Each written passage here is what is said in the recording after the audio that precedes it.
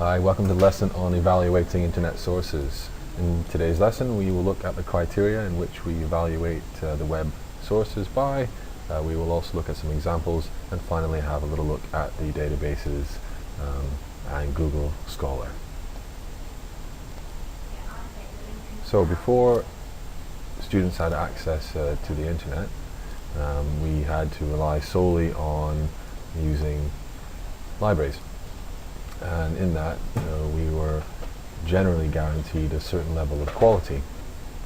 This is the case because journals are peer-reviewed, which means that other experts in the same field will read the article and decide whether they think it is of good enough quality to be included in the journal.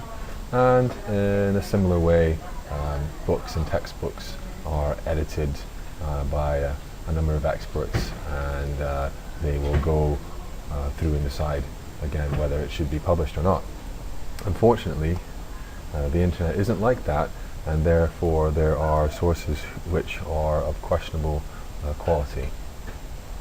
If a student does not effectively evaluate a source and uses something of questionable quality in their work, this obviously has a negative effect on their argument and the quality of the content in their essay.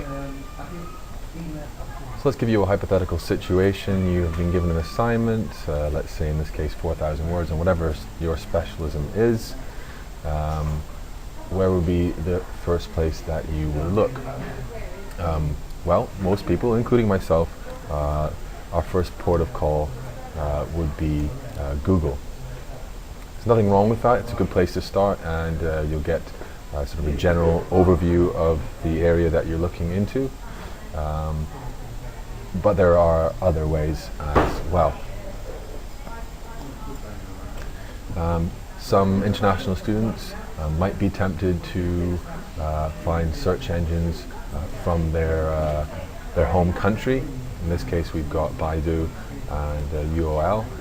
We strongly suggest that you do not use these kinds of search engines because the results will be predominantly in another language, and your tutors will expect you to use sources that are in English. So Baidu is out, as is UOL or any other similar type of search. Let's look at the first criteria then. In this case, we will look at the author themselves. So there are a couple questions we need to be asking when we first look at the page. Is there a name? In some cases there isn't. It's preferable if there's a name so we can check out who exactly they are and whether they are a trustworthy source, whether they're qualified to talk about what it is they are talking about, and if they have checkable credentials. Now, there might also be a conflict of interest. We could use the example of perhaps an employee of a car company, let's say Honda in this case, giving their opinion on the best vehicle on the market. Obviously there is going to be some kind of conflict of interest because they will show a bias towards the company that they work for. So be wary of that. Let's look at an example. Okay, quite often some of the top results when you do a search in Google will be with Wikipedia. It's actually a great website, but academics tend to feel that the information in here is not entirely reliable, and this is because it's a crowdsourced page. And that means basically that anybody can make additions or edit or write a Wikipedia page. Now they obviously have safeguards to stop people from putting misinformation in there, but sometimes it still gets in. So we say to you, do not quote or paraphrase or use Wikipedia as a primary source of information. You can, however, scroll down to the bottom and you'll find a reference list. in the reference list. There may be some good sources of information. So click on one of the links there and that will take you to another page, and you may find that you could use the information found here. So here we go. You have a PDF of what looks like a journal article. So it's of high quality. There's an author, in fact 2 in this case. We know that it's come from a particular society, and it looks rather scientific.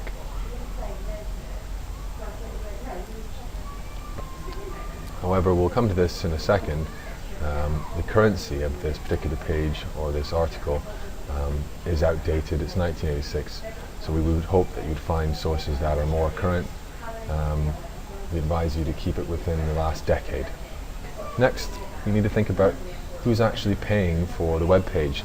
Although it might be free to access, the production of these web pages costs somebody money, and we need to ask ourselves, who are these people, who are these companies, and can we trust the information that they are showing us? So we can ask some questions.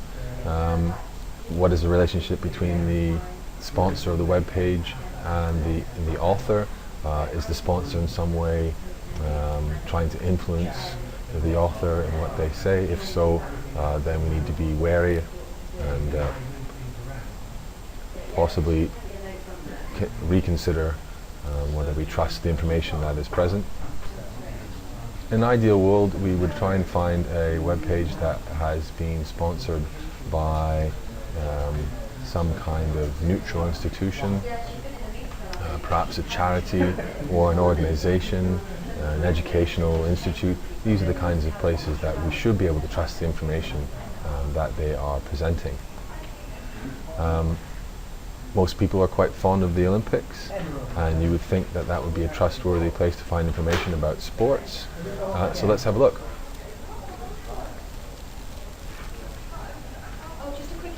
Clearly, the first thing that you will notice is that larger than the Olympics insignia itself is their corporate sponsor, McDonald's. You could suggest that this is a conflict of interest due to the kinds of food that McDonald's sell, unhealthy, fatty, salty, oily food.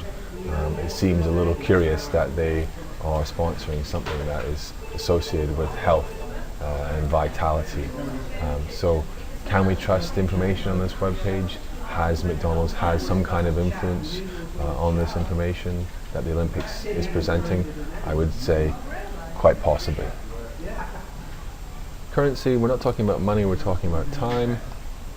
So we want to find sources that are as recent as possible and that are updated regularly. I'll have a quick look at a page here.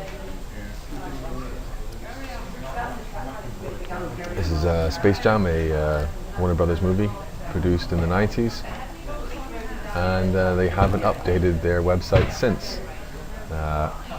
It's out of date.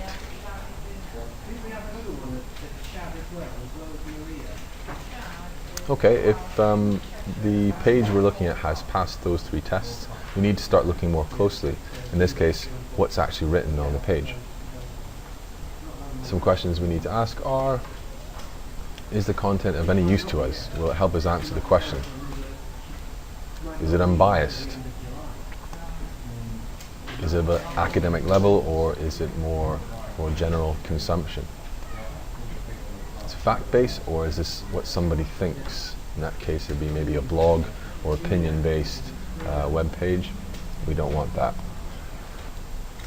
And finally, we need to look at whether there are any reference list or information that tells us where the ideas or information presented on the web page has come from. So if they have a source list, we can then check the information to see whether those sources are trustworthy, and it also helps us to find more information on the same subject. And as in the case of Wikipedia, the reference list is hyperlinked, so we can click on the links and that will take us directly to the source, which is much easier than actually searching for it manually. Let's have a look at another website. Okay, this is a website I like to read. It's called Scary Duck, and it's a chap who writes about his everyday experiences. It's quite funny. Is it something that you would want to use as a source in your essays? No.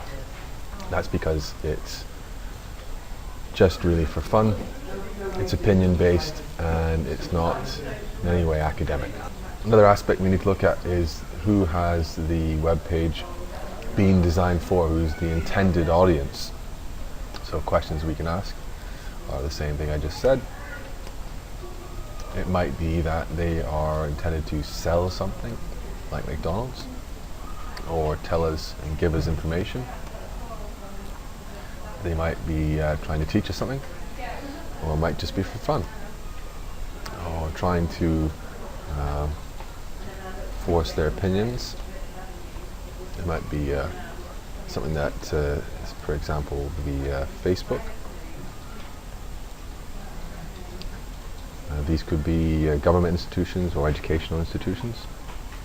You can also have joke web pages which are not to be taken seriously. And I'll give you an example. This one is a silly website where a rabbit has been given a pair of horns and people have been pretending that they've been spotted all over the world. There he is there. Obviously entirely fake and just a bit of fun. Okay, one way we can filter the information that we're looking for is using a specific kind of search, and this is Google Scholar. We can find this if we go into a regular Google page. From here, if we go to the More tab and click on Even More, scroll down the page a little bit and you will find in specialized searches Google Scholar, and we'll click on that. Let's compare the search results from a Google Scholar and just a standard Google search. Typed in baked beans, which is a kind of tinned food that you will come to know and love. We'll search that in Scholar first. Okay, these are the hits that we get. And let's look at a standard Google search. There we go. And these are baked beans. There you go. I'm sure you've seen them around the campus. They're lovely, nice on toast with a bit of cheese and butter. Anyway, I digress. So you'll find that the kind of searches, the kind of results you get from a standard Google search, you get Wikipedia is the first. Second, you've got pictures. Third, you've got a company that produces them, so a commercial website. None of these are very good. Nothing you could really use in your essay. However, if you look over here at a Google Scholar, the kind of results that you get here are much more scholarly, funnily enough. So if we click on, say, this third hit here, it takes us to a journal article, and potentially it's something that we could use in an essay if we were writing about baked beans. Okay, so Google Scholar is the way to go if you want to find academic sources. Another thing we can do is we go on to the University of Lincoln Gateway, and all you need to do in order to get there is type into Google University of Lincoln,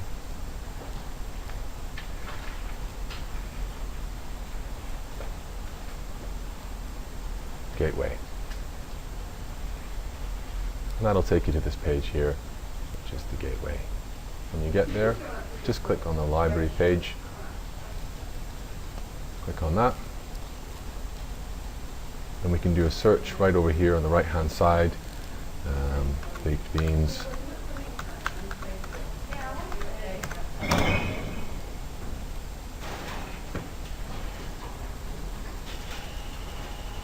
And we get a massive number of results. Thankfully, the majority of which are academic. We have a mixture of books that are in digital and physical format, and articles, magazines and journals. And lastly, we can use the university's collection of databases, which are in alphabetical format. Okay, so from A to Z, we have all the different databases that we can search. In my case, because I'm a teacher, I look for websites such as ERIC. Okay, ERIC is an education index of articles. Will there be anything on baked beans? Probably not.